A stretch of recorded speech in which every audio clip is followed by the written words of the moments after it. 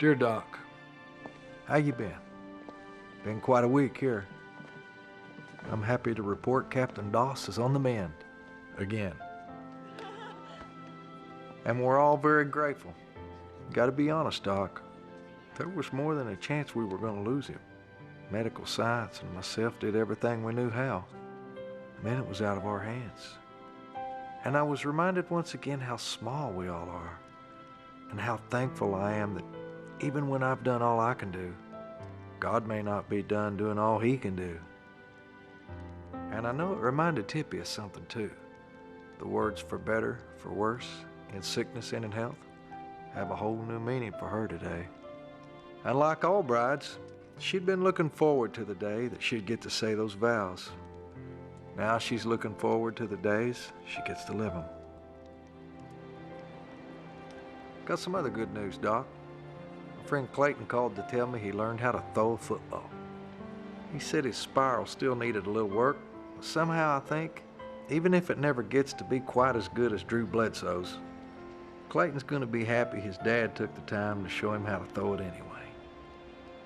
Made me think of the afternoons you and I had spent out on that beat-up old football field down there by the fire station. I'm sure you had a lot more important things to do, but back then, nothing was more important to me than learning how to go out for that long pass and spending a Saturday afternoon with you. Come to think of it, maybe nothing was more important to you either. As it says in Matthew, for where your treasure is, there your heart will be also. And, I might add, your time.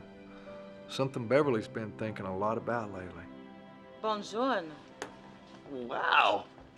I'm saying. Well, it may not be Mama Dolce's, but I figured it's the next best thing.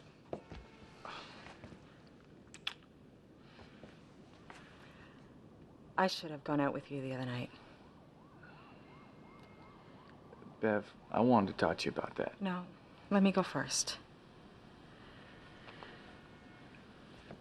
The truth is, I didn't go out with you the other night because I was jealous and more than a little insecure. Yeah, I didn't think I would measure up to anybody else who was sitting at that table. But after everything that's happened lately, I realized something. I don't need to be in competition with Susie or Megan or anybody else.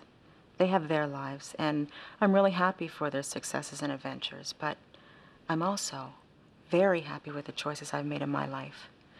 And nothing gives me more joy than being your wife and the mother to my sons. So maybe one day when you guys don't need me anymore, I'll be something else too. But for now, I am right where I want to be. Hold this.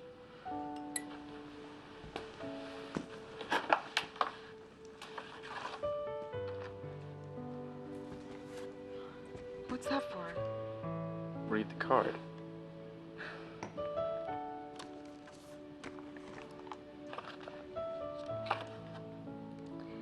To the woman with the most important career I know of.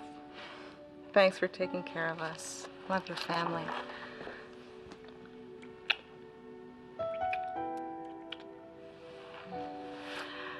Well, I have to admit, it's nice to be reminded that I'm appreciated every now and then. Well, it'll happen more often from now on. You deserve it.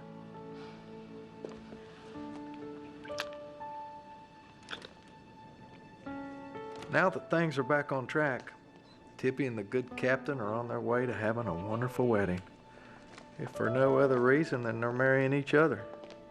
And thanks to Ms. DeWitt, Tippy's gonna have the perfect veil, even if she doesn't care so much anymore.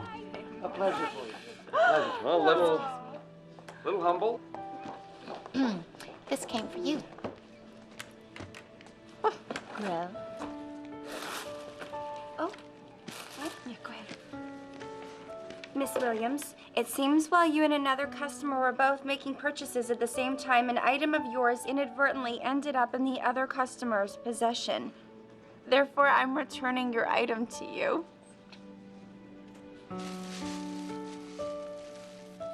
It's the veil. Please accept my apologies, and I wish you a perfect wedding, Sharif. No way. Michael. Wow, how about that for a miracle? Why do I get the feeling you may have had a hand in this little miracle? Oh, it's possible I may have placed a phone call to Monsieur Chigot, the owner of the bridal boutique. And it's possible I may have stated my connections through boards and committees to many high society females who I could discourage from patronizing his boutique. Or it's possible that Cherie just had a change of heart. A friendly reminder, Doc. There's no fury like the friend of a woman scorned. May I? Oh, yes, please. Been quite a week. Got me to thinking about how short our time on this earth is. And wondering if maybe I've been waiting a little too long to do some of the things that I'd like to do while I'm still here. Now, I'm not talking about bungee jumping off some cliff. But maybe it's starting to be time for me to take some other leaps of faith. I'll be praying about it, and I appreciate you doing the same. And I'll keep you posted on what the man upstairs says. Take care, old buddy. Doc Cassidy.